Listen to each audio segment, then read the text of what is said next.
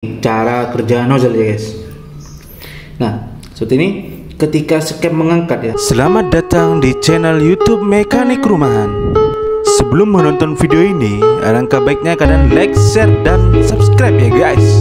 1, 2, 3. Jeng jeng jeng jeng jeng jeng jeng jeng jeng tuah.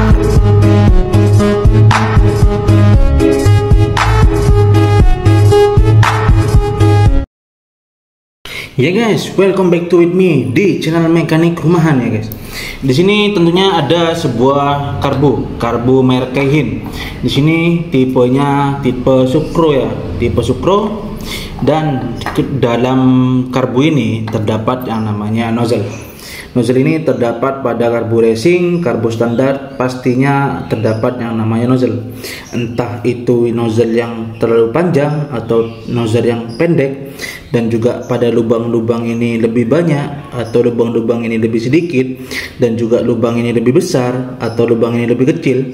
Itu pada setiap karbu berbeda-beda guys.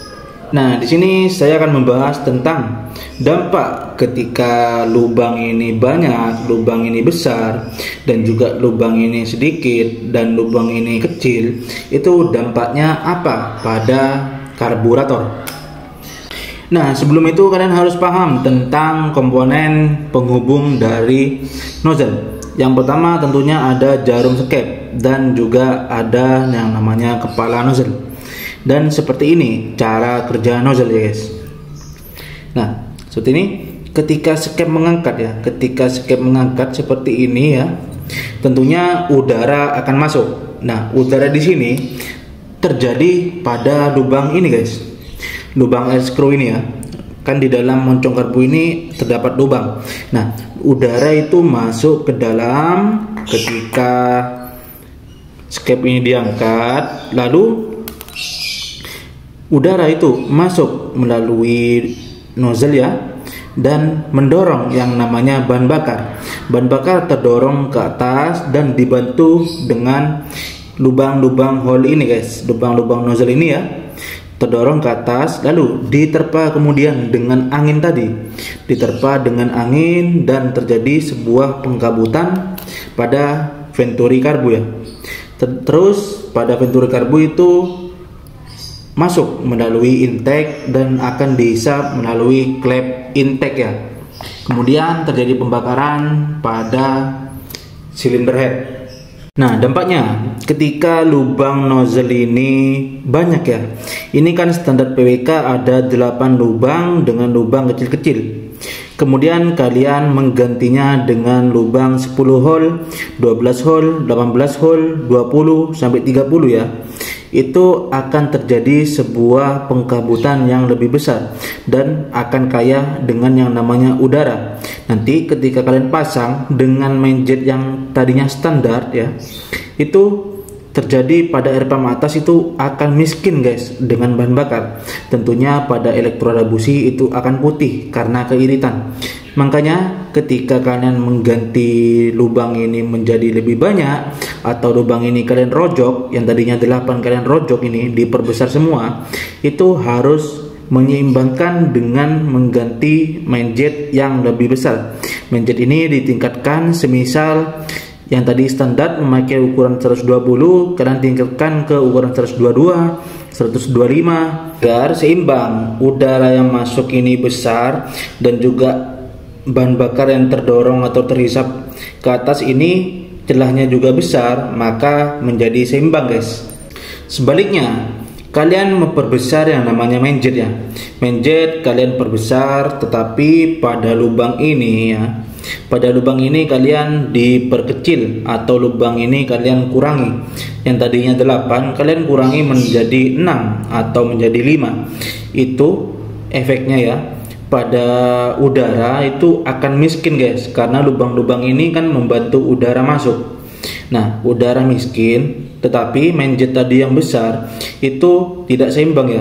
Main jet besar itu bahan bakarnya tentu lebih banyak terdorong, dan angin ya untuk melakukan pengkabutan itu lebih sedikit. Makanya pada RPM atas itu akan terjadi sebuah kebasahan. Nah, itu pembedanya ya. Pembedanya ketika ini kalian memperbesar atau memperbanyak, ini dapat mengakibatkan udara yang masuk akan kaya, makanya harus dibarengi dengan yang namanya main jet yang besar. Kemudian ketika kalian main jet ini besar dan ini kecil atau ini kalian kurangi, itu akan menjadi campuran bahan bakar yang basah guys.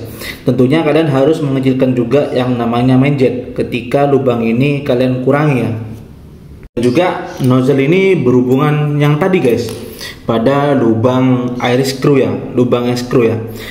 Ketika kalian sudah mengganti lubang ini lebih banyak ya, lubang ini sudah mengganti lebih banyak agar penggabutan atau udara ini lebih besar ya, dan juga main jet ini udah diperbesar, tetapi kalian ini masih kecil, lubang air screw-nya ini masih kecil. Jadi cara kerjanya seperti ini guys.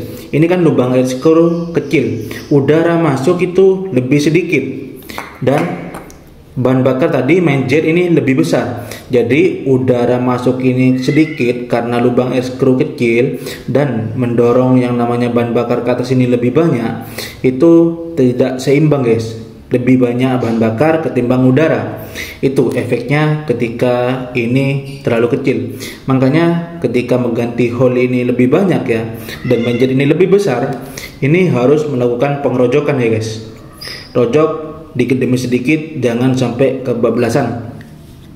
Sebaliknya, ketika kalian banyak tuh kasus tutorial ya, tutorial merojok-rojok lah, ini dirojok sampai besar banget ya guys, lubang ini dirojok sampai besar banget.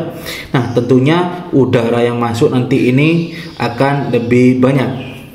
Udara yang masuk lebih banyak, yang tadi ininya sedikit kan, itu lebih banyak, tapi di sini sedikit, dan main jetnya ini juga besar, itu sama saja guys, tidak akan menjadi sebuah keborosan, malah ini nanti akan menjadi keiritan, karena di sini kalian merojoknya terlalu besar ya, lubang air screw ini terlalu besar.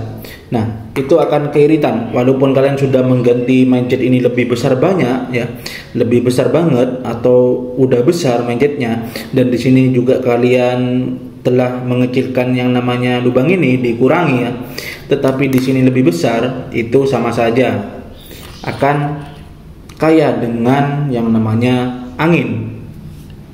Ya guys, sampai di situ aja. Ini persiapan sudah bunyi masjid mau Jumatan ya. Ya, jika ini video bermanfaat, ketika ada kurang mohon di komen, bantu saya, karena setiap manusia itu tempatnya kurang atau tempatnya salah. Ya, wabillahi taufik walhidayah. Wassalamualaikum warahmatullahi wabarakatuh. Salam mekanik rumahan.